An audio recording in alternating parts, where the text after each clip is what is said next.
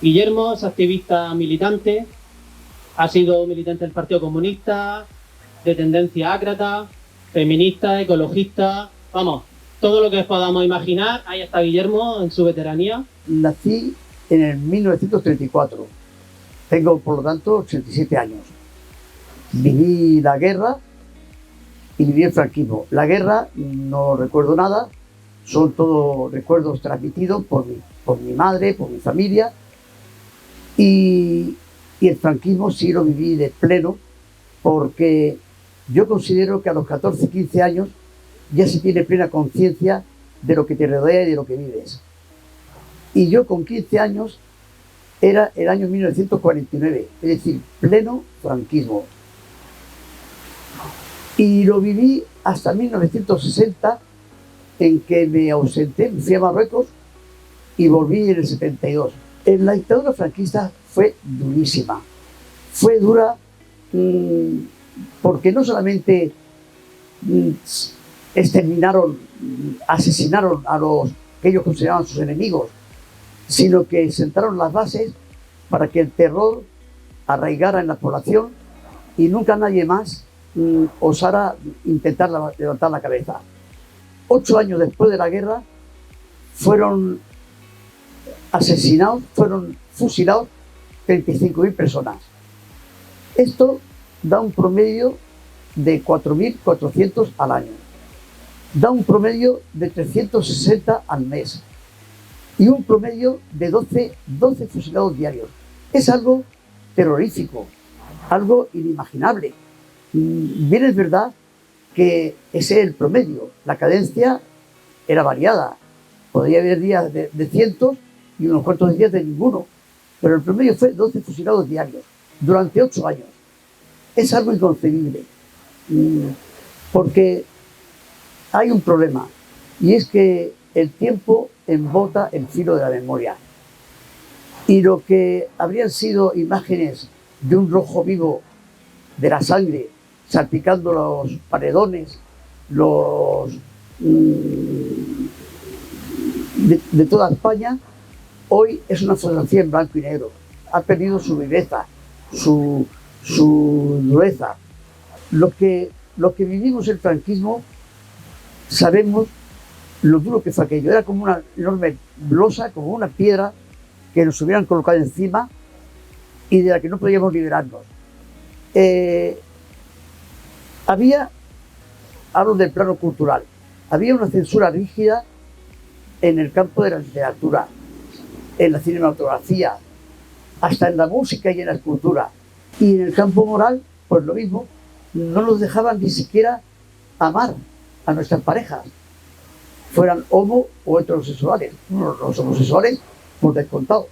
Eso era un delito. Se arriesgaban ahí a la cárcel. Pero es que incluso a las parejas heterosexuales no nos dejaban manifestar en público nuestro amor. Yo no fui indiferente. Yo a los 16 años había ya leído el Manifiesto Comunista y yo era un comunista convencido. Bueno, no era de extrañar. Mi abuelo lo era, mi madre lo era, mi padre lo era, todo mi entorno próximo lo era. A los 19 años, un viejo comunista amigo de la familia me contactó y me dijo que había que reorganizar el partido en Granada, crear una célula, y yo me integré en una célula donde estábamos 4. Otro joven, yo tenía 19 años, otro de una edad aproximada a la mía, 20 o 21, un ferroviario que tenía unos 50 y un señor mayor. Para mí entonces era mayor, tenía 60 y tantos, cuando yo hoy con 87 me considero joven, pero en fin, era un señor mayor, para mí entonces, que era gestor administrativo, y yo me creía que éramos todos los comunistas que estábamos en Granada organizados. Muchos años después, yo me fui en 1960 a Marruecos, y unos meses después de llegar allí, la policía fue a buscarme a casa. Había detenido a toda la célula, pero yo supe, muchos años después, y me sorprendió, que fueron 60 y tantos los que detuvieron en Granada. Yo solo conocía 3 y yo 4. Estábamos organizados de una forma con compartimentos, para motivos de seguridad. Y cuando decía antes que hubo 12 fusilados diarios, os voy a contar una cosa que a mí en mi niñez me impresionó mucho. Mi madre en 1945 fue detenida. Yo tenía 11 años, porque formaba parte de una célula comunista, también ella, y en vísperas del 14 de abril habían confeccionado las banderas republicanas, habían editado unos pasquines y fueron detenidos y fue condenada a 2 años. Solo a 2 años, digo solo, porque por eso, que hoy puede parecer una nimiedad, hoy puede parecer una cosa pueril, pues por eso mismo entonces era mucho lo que arriesgabas. Lo que pasa es que en 1945 acababa de terminar la guerra mundial, Alemania había perdido y ya eran más cautos. No es que dejaran de reprimir, pero eran un poco más cautos. Fue condenado a 2 años y yo cuando iba a verla a la prisión todos los días, la prisión estaba a las afueras de Granada, al lado del campo de fútbol. Me tropezaba con una escena con mucha frecuencia, que a mí en mi niñez me impresionaba profundamente. Y es que yo iba camino de la cárcel y con mucha frecuencia me encontraba con un cortejo de gente que venía llorando, lamentándose, lanzando gritos, y es que habían fusilado a algún familiar que iban a ver, porque no lo sabían hasta el momento en que lo fusilaban, que iban a ver y que se encontraban cuando fueron a pedir audiencia para verle, que ya no estaba, que lo habían fusilado. Eso a mí me impresionó mucho de niño. Y hay quien dice que la dictadura dejó de serlo con el tiempo, que fue la dictadura blanda. No, nunca lo fue. Cuando yo volví de Marruecos en el 1972, en España se seguía encarcelando, torturando y fusilando, porque en septiembre, sí, fue el 23 de septiembre creo, de 1975, apenas 2 meses antes de la muerte del dictador, del verdugo, hubo 5 fusilamientos, los 5 famosos, de 5 jóvenes que fueron juzgados sin ninguna garantía, como hicieron todos los juicios anteriormente, sin garantías de defensa, sin poder apostar testimonios, y eso fue solo 2 meses antes de la muerte del dictador. O sea que dictadura blanda no hubo nunca, siempre dictadura. Incluso después de la muerte de Franco, se siguió torturando. Esta es una realidad. Bueno, pues eso es todo lo que iba a añadir ya.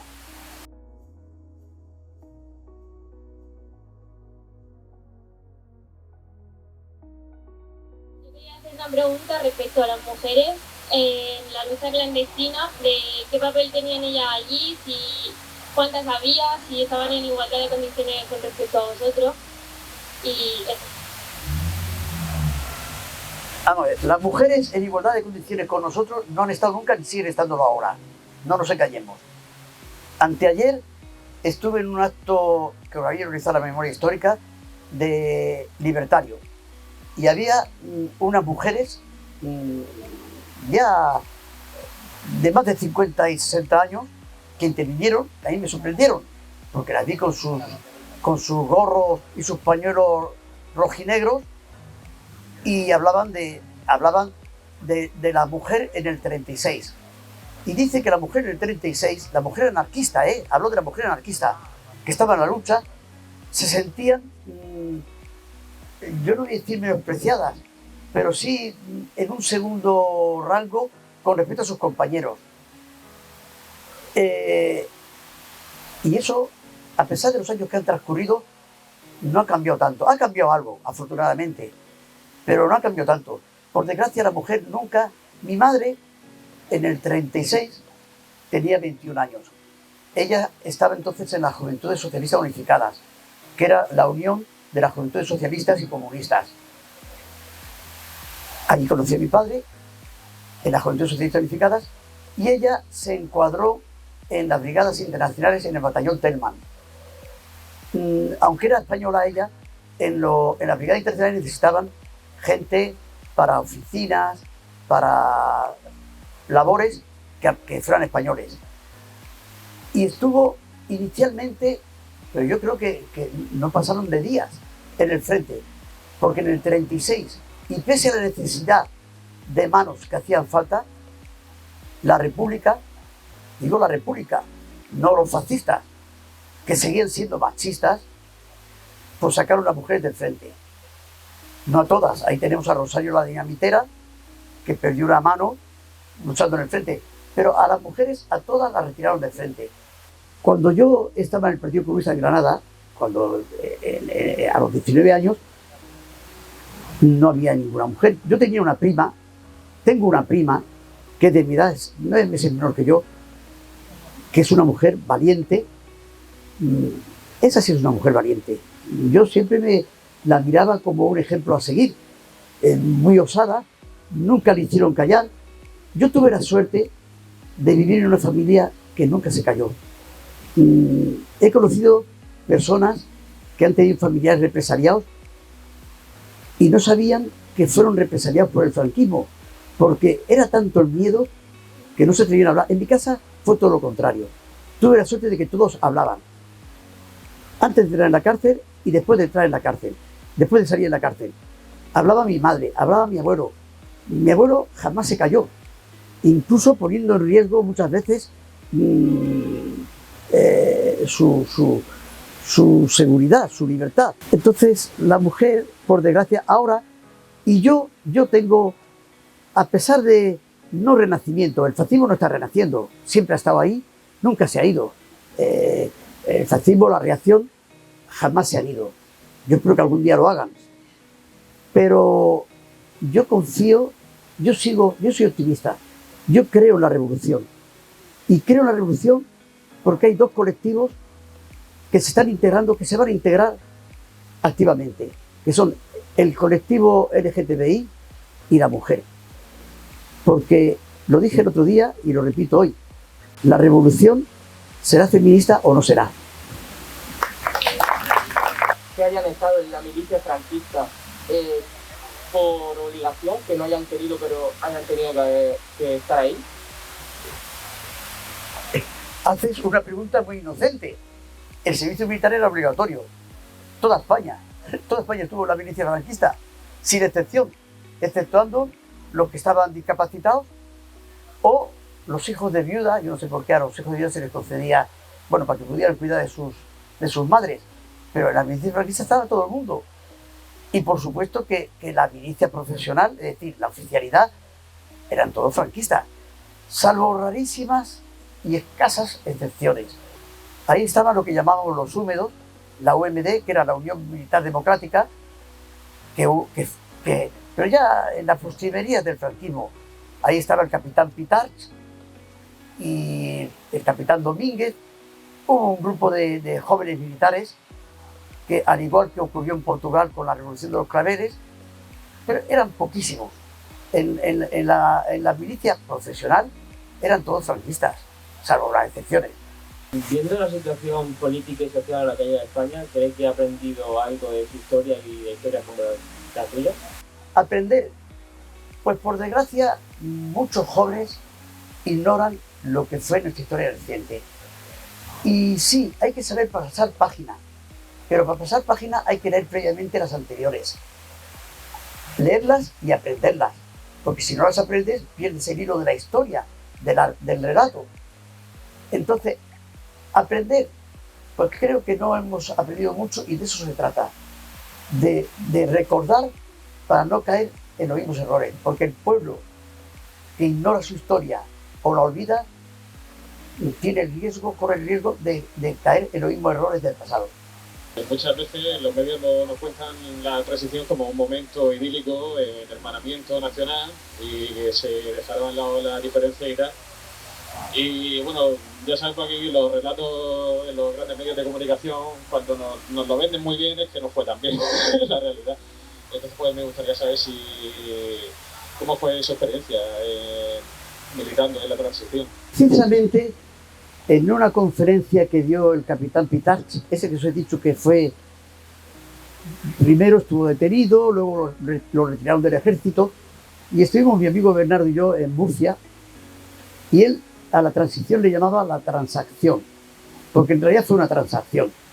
Yo creo que ahí los partidos militantes de la izquierda hicieron mucho de dejadez, queriendo quizás asegurar el futuro. Pero ahí se hicieron muchas concesiones. La transición no fue idílica. Que se lo pregunten a los muertos de Vitoria, sin ir más lejos. Se siguió torturando. Siguieron encarcelándose a las personas. Claro que no era... Pero es que es lógico, es normal. El ejército seguía siendo el mismo. La judicatura no había cambiado, eran los mismos jueces. Algunos de ellos continúan incluso hoy, si no ellos personalmente, sí sus ideas, sus principios. Yo creo, quizás, no sé, es muy fácil criticar desde fuera lo que se estaba ocurriendo entre bambalinas. Quizás no había otra salida. Yo pienso que sí, que se podía haber sido más exigente. Había dos posiciones. Lo que se llamaba la ruptura, que era romper con todo y seguir, iniciar un nuevo camino, y los que eran partidarios de una transición. Yo no sé si era posible otra vía, pero yo creo que se hicieron muchas concesiones, se renunció a muchos principios y creo que lo hemos pagado. Por lo menos, visto desde hoy, se cometieron muchos errores. Ahí está la famosa ley de amnistía del 78, donde se hizo tabla rasa. Pues no se puede hacer con el pretexto de liberar a muchos presos políticos que habían... Las cárceles estaban llenas, estuvieron llenas durante mucho tiempo, fueron saliendo a contagotas. Además, yo me acuerdo, eso lo vivimos, muchos de los que estamos aquí lo vivimos. La petición de amnistía y libertad era a diario. Cada vez que había un evento o una manifestación, se terminaba gritando amnistía, libertad, amnistía, libertad, porque no la hubo. Y se arrancó una ley de amnistía que les benefició a ellos. Cuando digo ellos me refiero a los implicados en el franquismo, que a nosotros, el pueblo, porque eso ha permitido que tantos torturadores, tantos criminales hayan salido impunemente del franquismo. Ahí tenemos a Miguel Niño, pero ese fue un pequeño torturador. Como ese hubo miles. Martín Villa, miles. Entonces eso fue un error terrible. Y quiero deciros, por si no lo sabéis, que todos los años se celebran unas jornadas en Albatera. Albatera es una localidad próxima aquí, en San Isidro, en Alicante, donde hubo el mayor campo de concentración del franquismo después de la guerra. Ahí fueron a parar muchos españoles, muchos republicanos, y cuando digo muchos me refiero a hombres, mujeres, niños. Se fueron a Alicante con la esperanza de embarcarse hacia el exilio. En realidad, en Alicante, aquello fue una ratonera. Hubo solo un barco, el Stanbrook, que zarpó el 29 de marzo. Era un barco carbonero, un carguero, con una tripulación de 12 marineros, que no cargó y en cambio se llevó a cerca de 3.000 republicanos. Ahí iban mujeres, niños, entre otros iba mi padre. Mi padre, que se fue el 29 de marzo del 39 y que yo no he vuelto a ver hasta 1960, cuando voy a Marruecos, fui contratado como médico y me lo presentaron. Yo había perdido contacto con él desde el 39 hasta el 60. Yo tenía 5 años cuando él se fue y tenía 27 cuando lo reencuentro. Y a mi padre y a mí nos presentaron en URSA, en el hospital. Él era farmacéutico, estaba de jefe de laboratorio y yo fui allá a trabajar de médico. Y fuimos presentados. Señor Bisnote, este es su hijo. Guillermo, este es tu padre. Bueno, iba diciendo que en Albatera todos los años hay una jornada, porque la mayor parte de los españoles que estaban en el puerto de Alicante no se sabe muy bien cuánta gente había, 15, 20.000, 25.000 personas. Allí estaban mi madre, mi padre, la hermana de mi madre, la única hermana que tenía, mi tía, el marido de mi tía, la hija de ellos, esa prima de la que os he dicho que era mi valiente y activista, Hortensia, que tenía entonces 4 años, estaba con ellos. Yo no estaba porque a mí desde el principio de la guerra me habían mandado con unos amigos en Guardamar. Yo pasé la guerra muy tranquilo, en un sitio donde no hubo guerra, donde no hubo nada, pero mi prima estaba con su madre y su padre en Alicante. Y el padre de mi madre y de mi tía, mi abuelo, un viejo comunista, militante, 1000 veces detenido, antes de la República, durante la República, porque la República tampoco fue tan idílica. Hubo periodos de reacción. El bienio negro, la extrema derecha estuvo gobernando en la República. No creáis que todo fue... Entonces mi abuelo estuvo en la cárcel antes de la República, durante la República y después de la República. Y cayeron todos en Alicante, fueron todos detenidos. Mi madre, mi tía, mi prima. A las mujeres las llevaron a un cine enorme, bueno, a un cine y a casas de ejercicios espirituales, en algunos puntos. Y en el cine estuvieron mi madre, mi tía y la hija de mi tía, que tenía 4 años. Ellas creo que fueron pronto liberadas, porque no tenían capacidad para tener tanta gente. Entonces se vieron obligados a hacer una selección y a las mujeres, por su juventud, mi madre tenía, en el 39, tenía 24 años, pues las fueron liberando y mi padre pudo irse en el Estado, en ese barco del que os he hablado.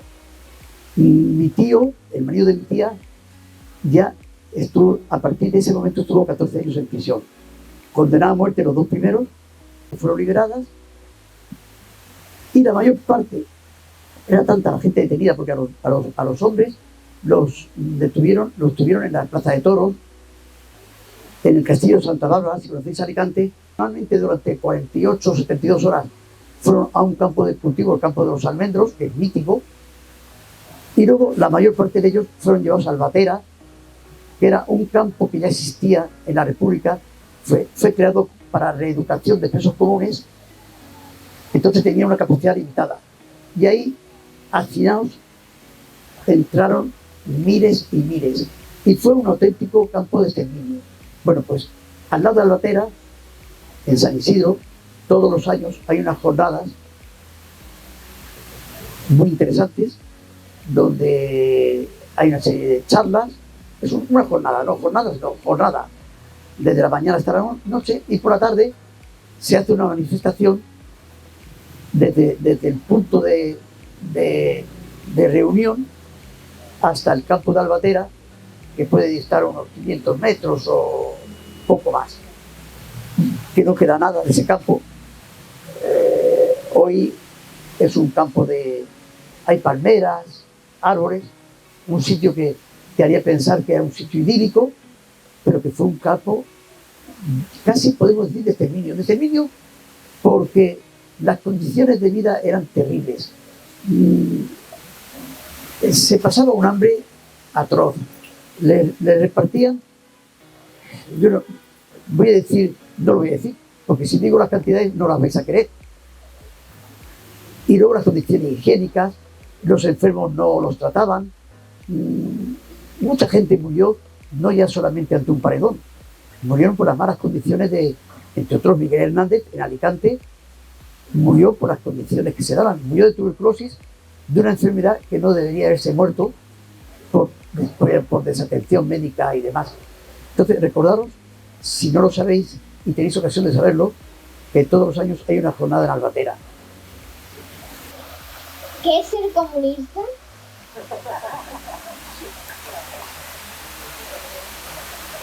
¿Qué pregunta? Bien difícil de contestar. Pues yo creo que en primer lugar solidario.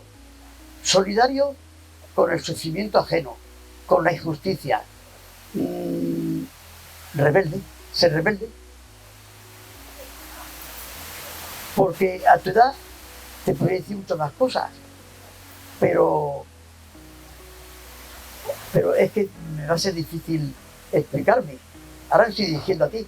Es la nieta de una amiga mía, enfermera en el Rosell, militante comunista también en el Rosell. Yo era el único médico del Rosell comunista. Hay otro médico aquí, Antonio, también comunista, pero no en el Rosell, en el Llano. Yo creo que éramos los únicos médicos comunistas, no había otros.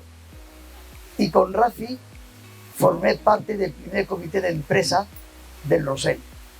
un comité de empresa que el sindicato médico creía que iba a copar y que en realidad copamos los de comisiones obreras. Entonces yo fui el primer presidente del comité de empresa y Raci fue la secretaria. Y es su nieta la que ha hecho la pregunta. Yo quería preguntar sobre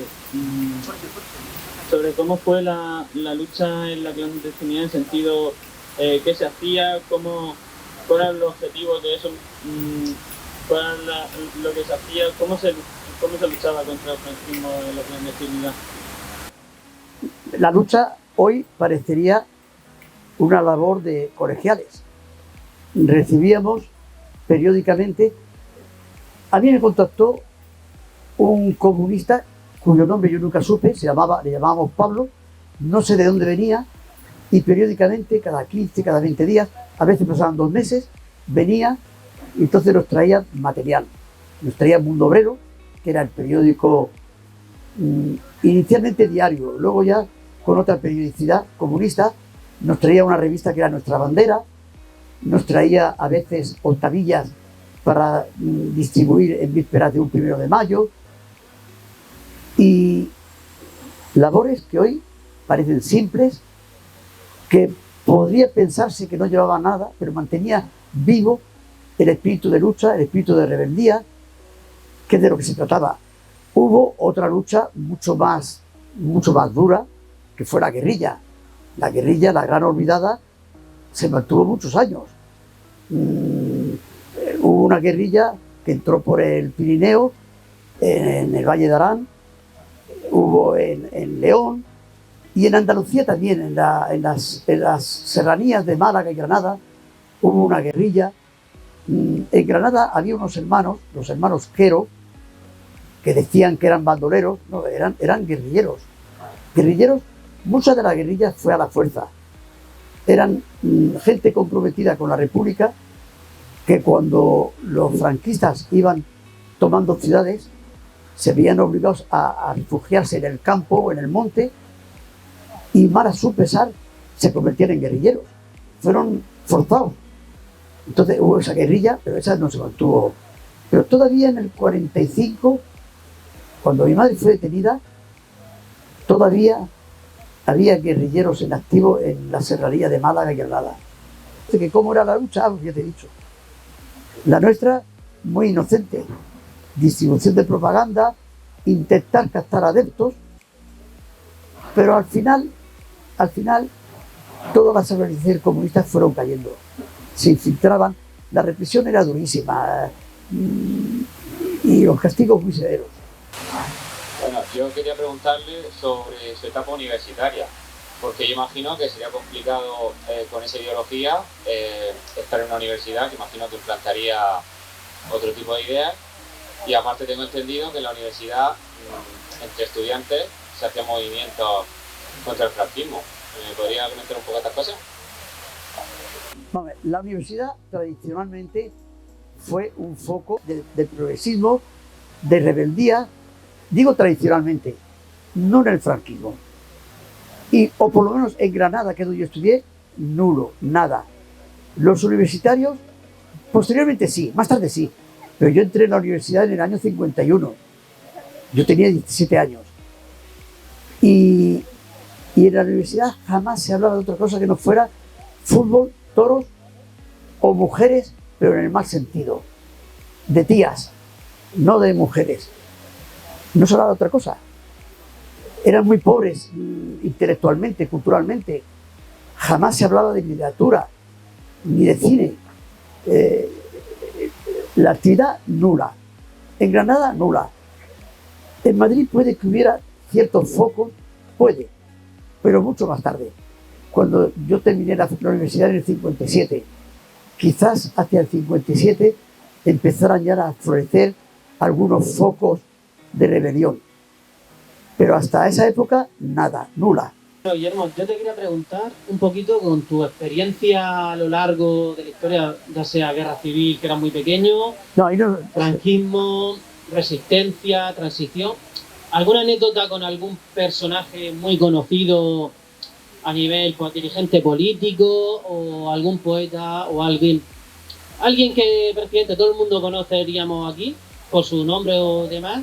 Si tiene alguna anécdota que contarnos, si has tenido contacto con esas personas.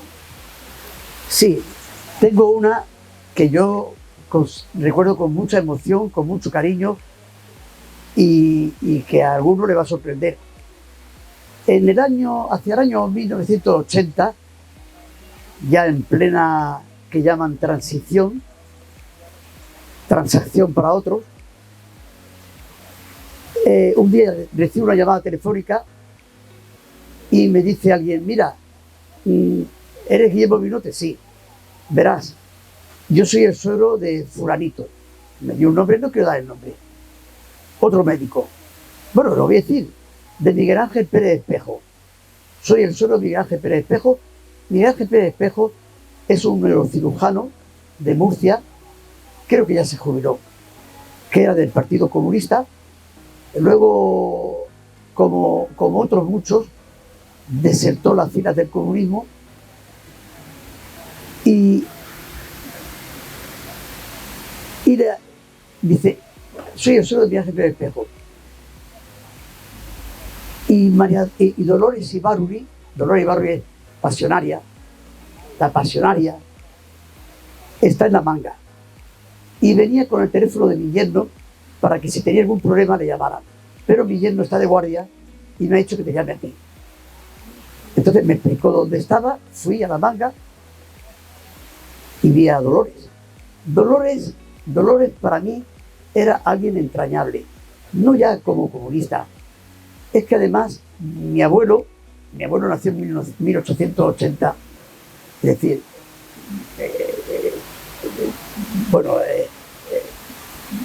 muy viejo para vosotros. Murió en 1975, unos meses antes que el dictador.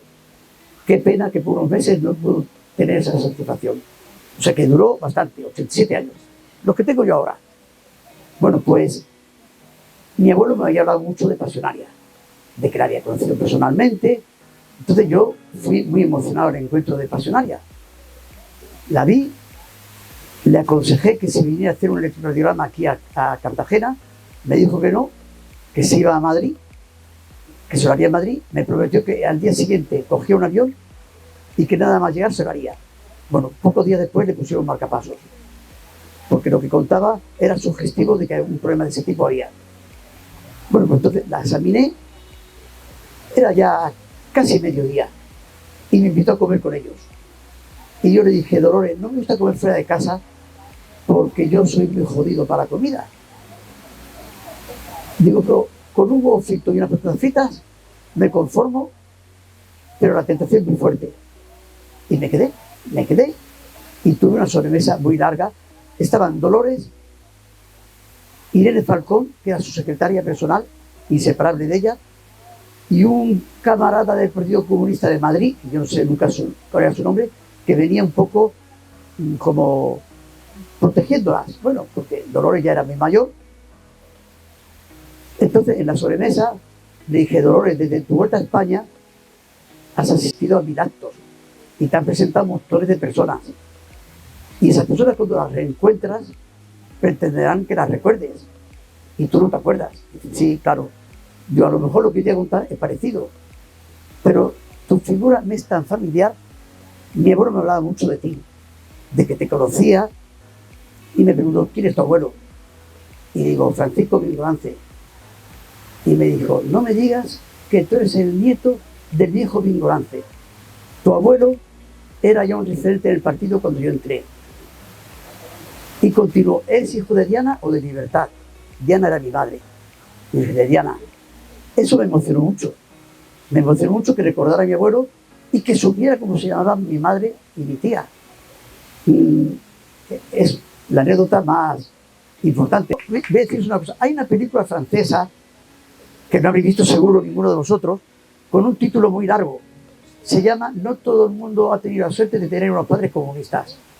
Bueno, no todo el mundo ha tenido la suerte de tener unos padres comunistas. Yo tuve esa suerte. Yo quería saber un poco, tú que has estado en la lucha encubierta, no exactamente se podría decir, en la militancia encubierta durante los años de franquismo, me gustaría saber lo que sepa o lo que opines sobre los grupos como el FRAP. Es difícil contestarte a eso porque yo nunca lo he sabido exactamente. Muchos nos preguntábamos qué era exactamente el FRAP. Si era de verdad un grupo revolucionario, se llegó incluso a pensar y a decir que podía ser un grupo provocador. La reacción siempre ha tenido grupos provocadores. No lo sé, la verdad es que no lo sé. Yo cuando volví a España, yo cuando me fui, había un partido, el partido, no había otro, era el partido. Es el único que luchó en la clandestinidad.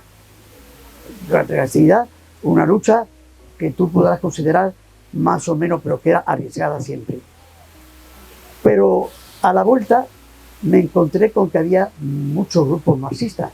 Estaba la ORT, estaba el PT, estaba el MC, estaba posteriormente, y entonces lo que para mí antes era el partido pasó a llamarse PC. Cuando yo estaba en el partido no era el PC, era el Partido de Alsacias. Estaba el PC y yo pude identificar cuál era mi partido. También mi partido había cambiado mucho de estrategia, de táctica. Ya hacía años que el Partido Comunista había emprendido lo que llamaban la campaña de reconciliación nacional, que fue sobre todo Carriño el impulsor. Está bien reconciliarse, pero yo no sé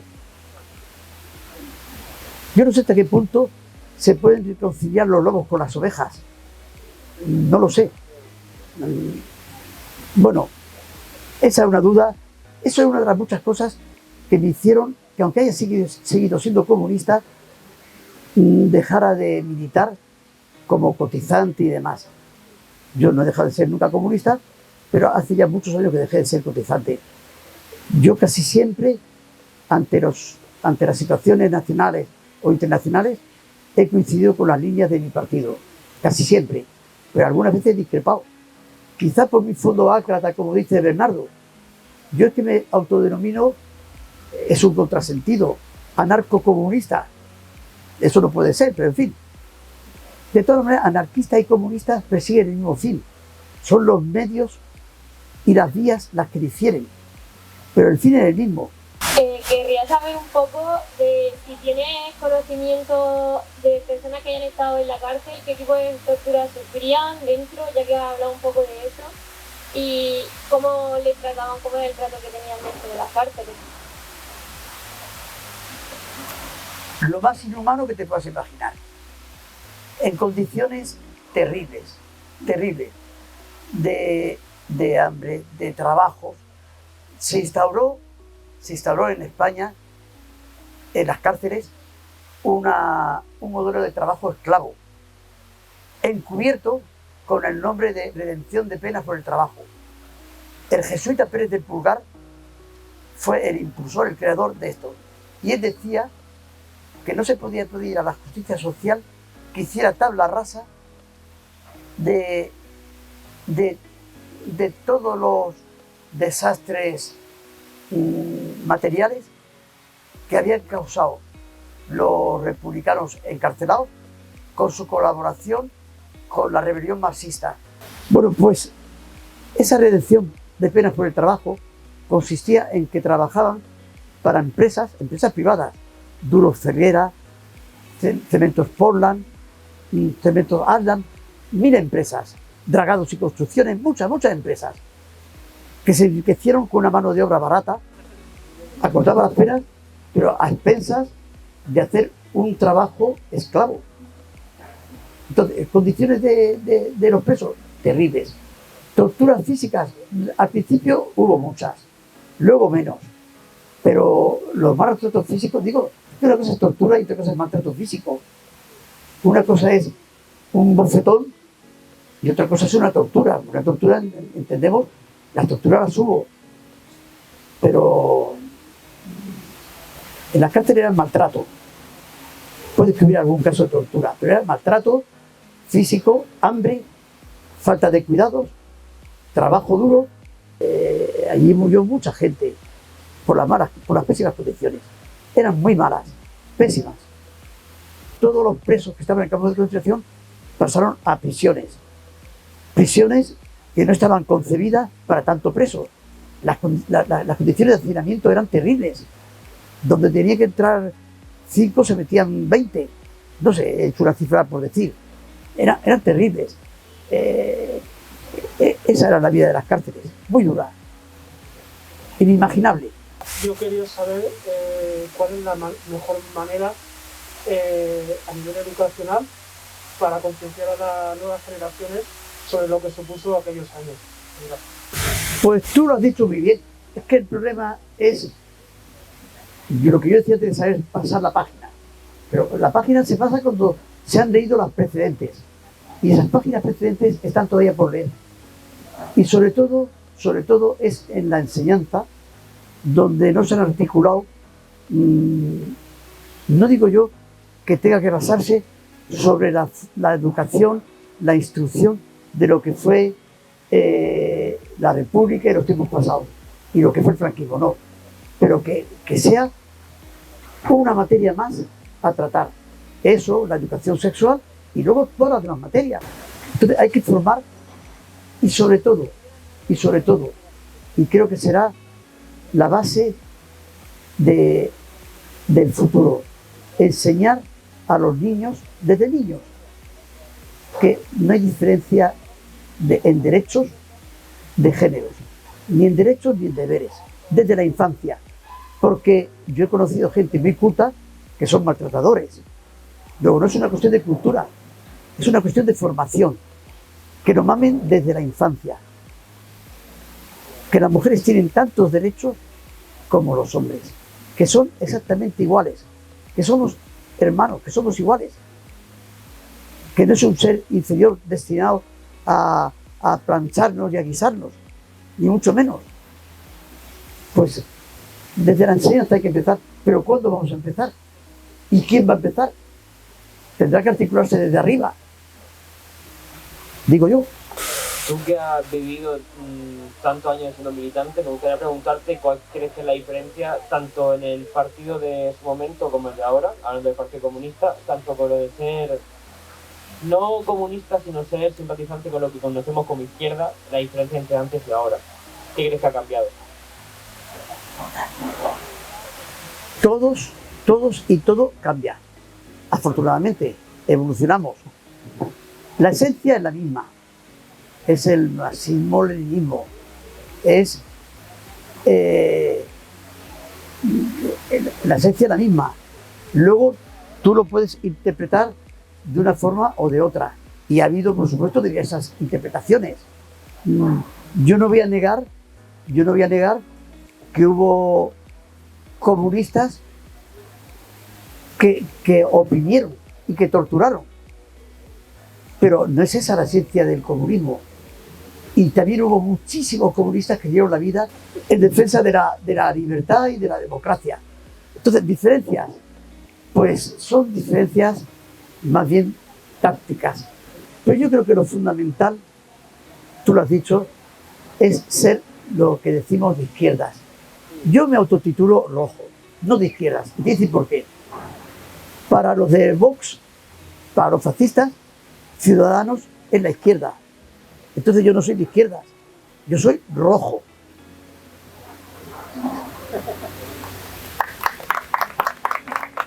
Bueno, pues ya terminamos el acto. Muchas gracias por haber venido. Os esperamos en la próxima.